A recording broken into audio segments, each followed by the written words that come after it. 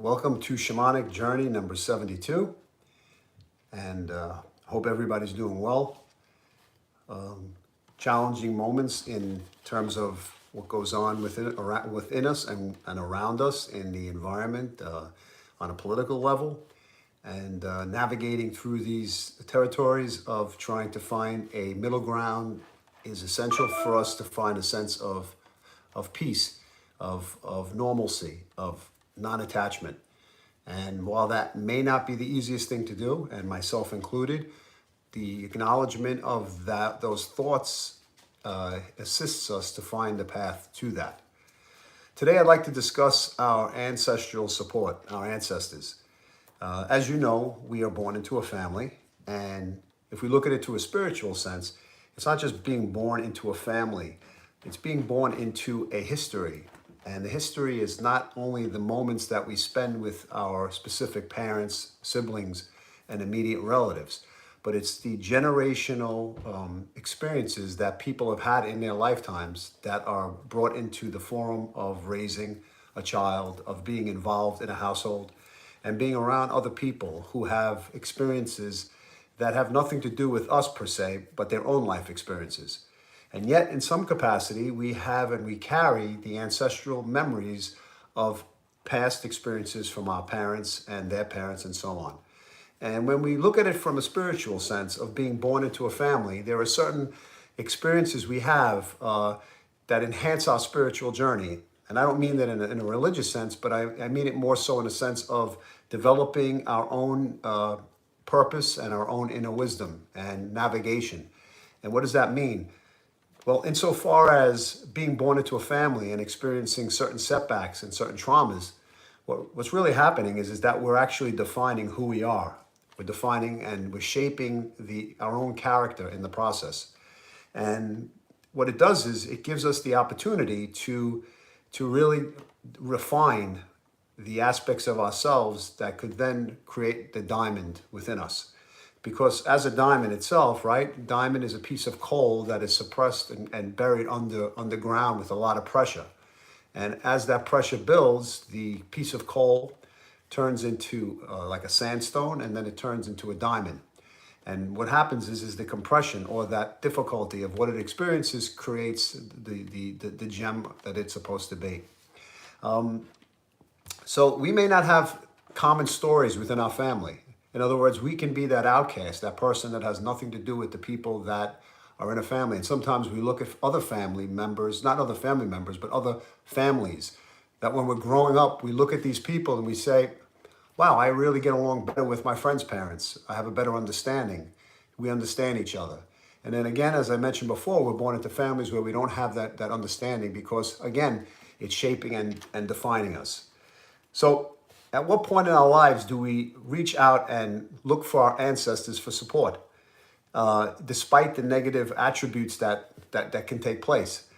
If we look at our ancestors, we can understand the fact that there are many strengths that family members have endured and tales and wisdom that they've learned.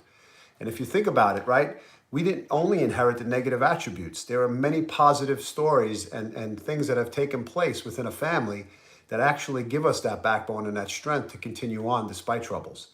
So if we look back in our family, and we can see maybe our grandparents, where they lived prior to where they live now, what they endured, what they had to go through. Many of my specific relatives went through the war years. And so, many of my father's generation suppressed that trauma.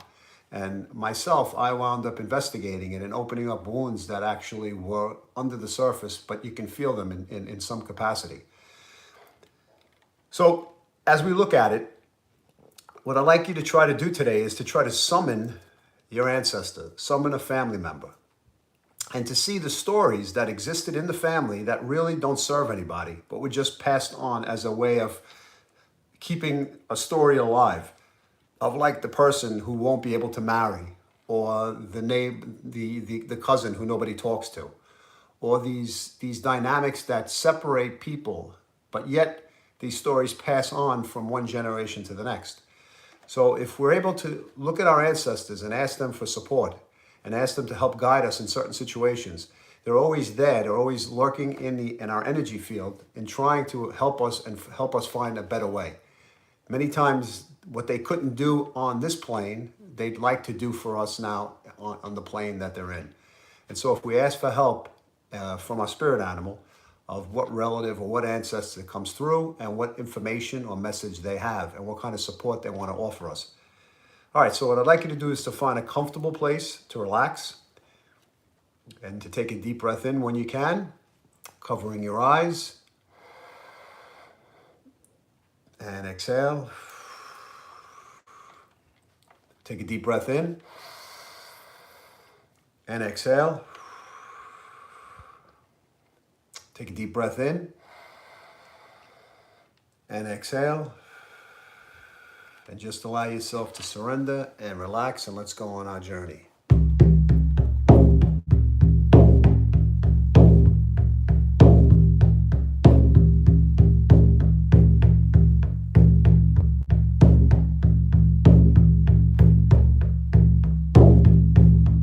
Walk into a beautiful forest.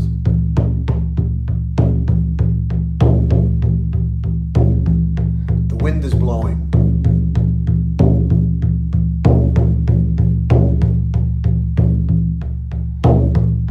The sun shines brightly on your face, and you can feel the warmth.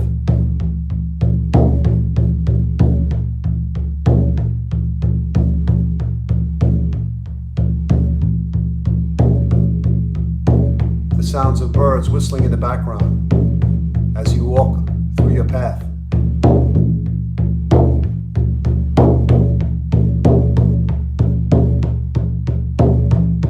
Up ahead, the path turns to the right.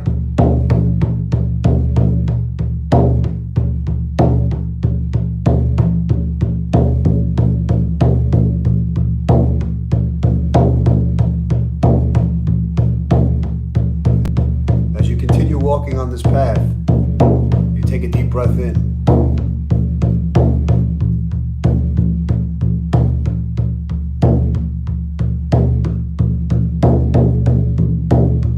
You look straight ahead as the path narrows and heads downward.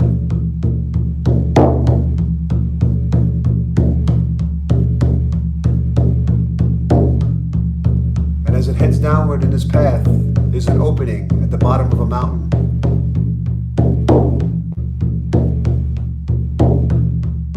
And you find yourself in the entrance.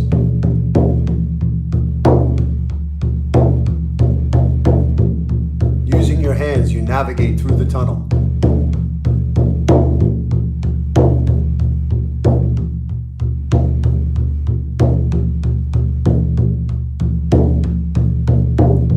Up ahead, you see the opening and the light shining in.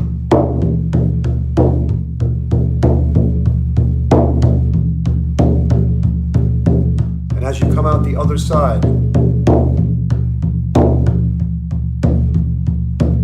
you turn to the left. What do you see?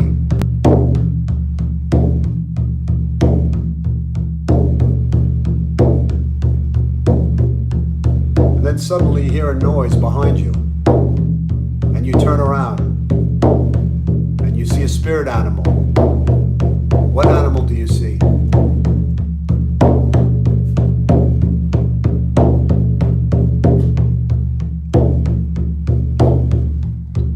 You ask the spirit animal about your ancestral support.